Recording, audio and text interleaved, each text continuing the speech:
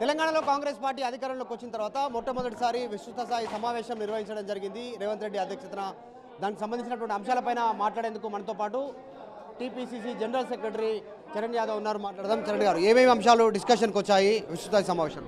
అంటే ప్రధానంగా తెలంగాణ రాష్ట్రంలో సోనియా గాంధీ గారు పోటీ చేయాలని, గతంలో ఇందిరాగాంధీ గారు పోటీ చేశారు కాబట్టి తెలంగాణ రాష్ట్రంలో సోనియా గాంధీ గారు పోటీ చేస్తే బాగుంటుందని చెప్పేసి కాంగ్రెస్ పార్టీ ఏకగ్రీవ తీర్మానం చేయడం జరిగింది.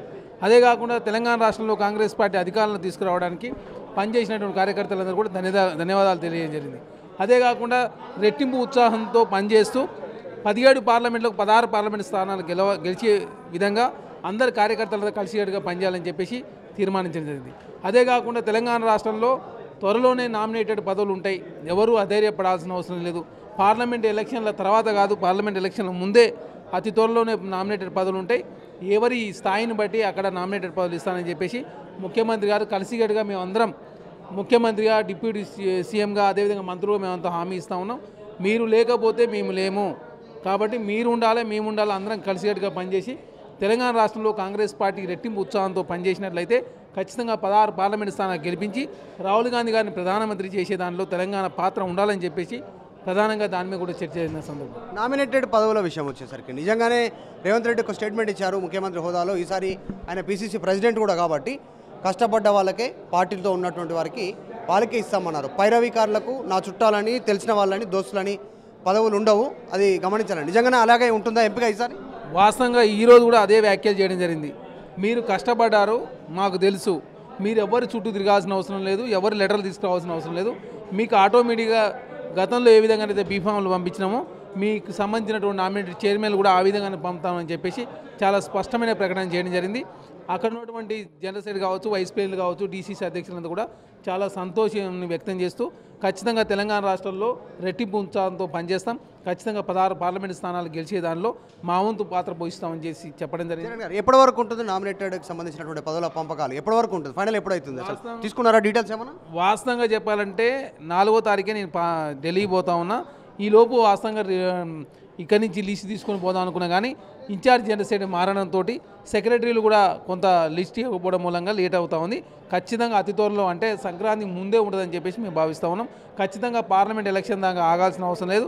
సంక్రాంతి ముందు కావచ్చు, ఒక 2-3 అటు ఇటు అయినా కూడా ఖచ్చితంగా ఈ నెలలో ఖచ్చితంగా నామినేటెడ్ చైర్మన్ ఇస్తారని చెప్పేసి మేము భావిస్తాం. Okay, right.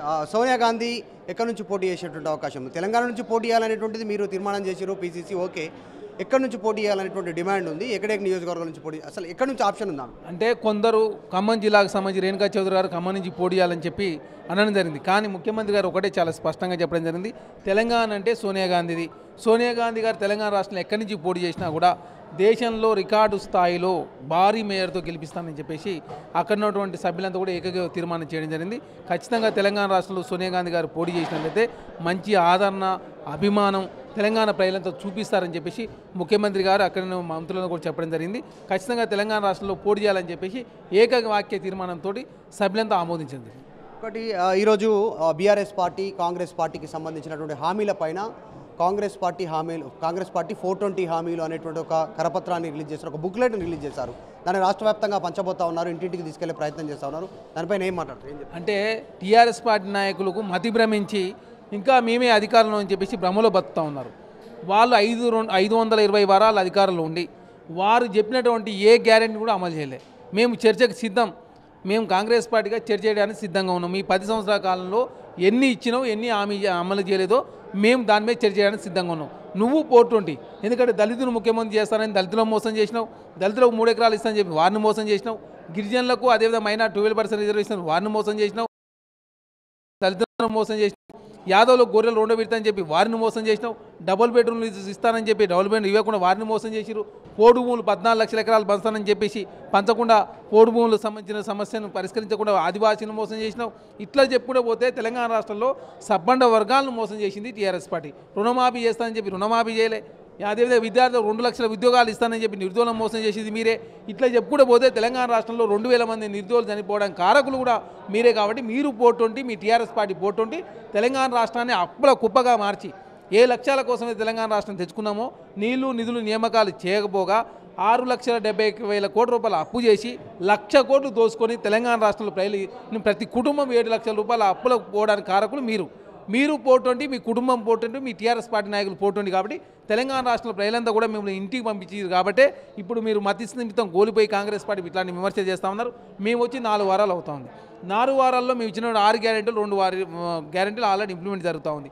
మిగతా గ్యారెంటీలు కూడా 100 రోజుల్లో ఇంప్లిమెంట్ చేస్తానని చెప్పేసి, ఎలక్షన్లు వస్తున్నాయని చెప్పేసి తొందరగానే మేలుకొని మేము ఆ 6 గ్యారెంటీకి సంబంధించిన అప్లికేషన్లు కూడా గ్రామాల వారీగా గ్రామ సభలు పెట్టి ఇస్తూ ఉంటే మీకు మతి భ్రమించి ఓరలేక కాంగ్రెస్ పార్టీ మీద అక్కాస్తో కాంగ్రెస్ పార్టీ మంచి ప్రజాపాలన అందిస్తూ ఉంది.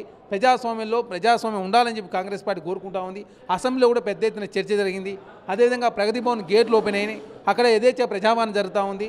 సెక్రటరీలో మంత్రులు కలుస్తూ ఉన్నారు. కాంగ్రెస్ పార్టీ ఇంత అద్భుతంగా పాలిస్తుందని చెప్పి మేము అనుకోలేదని చెప్పేసి కాంగ్రెస్ మీద అక్కాసు వెలగట్టే దానిలో భాగంగా కేటీఆర్ గారు ఇట్లాంటి విమర్శ చేస్తూ ఉన్నారు తప్ప వారి చిత్తశుద్ధి నిజాయితీ లేదని చాలా స్పష్టం. ఖచ్చితంగా రేపు జరగబోయే పార్లమెంట్ ఎలక్షన్లో కాంగ్రెస్ పార్టీ ఖచ్చితంగా 15 పార్లమెంట్ స్థానాలు తక్కువ కూడా గెలవబోతూ ఉంది. ఆఫ్టర్ పార్లమెంట్ ఎలక్షన్ తర్వాత బీఆర్ఎస్ పార్టీ 2గా జీలబోతూ ఉంది. తెలంగాణ రాష్ట్రంలో బీఆర్ఎస్ పార్టీ భవిష్యత్తులో కనుమరుగబడి చాలా దగ్గరలో ఉన్నది. చివరగా చరణ్ యాదవ్ కూడా ఒక పార్టీతో పాటు ట్రావెల్ చేస్తూ ఉన్నాడు. కష్టకాలంలో నామినేటెడ్ పదవులో ఏదొచ్చేటువంటి అవకాశం ఉంది? మీరేమైనా అడుగుతా ఉన్నారా? ఎమ్మెల్సీ కానీ, చైర్మన్ కానీ, ఇంకా ఇతర పోస్టులు ఏ విషయంలో? అంటే ఇది అది అడుగు అవసరం లేదని చెప్పేసి చాలా స్పష్టంగా రేవంత్ రెడ్డి గారు చెప్పడం జరిగింది.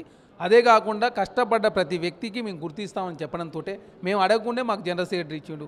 మేము గతంలో కాంగ్రెస్ పార్టీలో ఎన్ఎస్ నుంచి మొదలు పెడితే ఆంధ్రప్రదేశ్ కాంగ్రెస్ కమిటీ జాయింట్ సెక్రటరీగా, తెలంగాణ రాష్ట్రం ఏర్పడిన తర్వాత సెక్రటరీగా, స్పోక్స్ పర్సన్గా, పీసీసీ మెంబర్గా, జనరల్ సెక్రటరీ చాలా బాధ్యతలు మాకు ఇచ్చారు. ఇప్పుడు మీడియా వ్యవహారాల ఇన్ఛార్జ్ కూడా మేము చూస్తూనే ఉన్నాం. కాబట్టి మేము అడగాల్సిన అవసరం లేదు.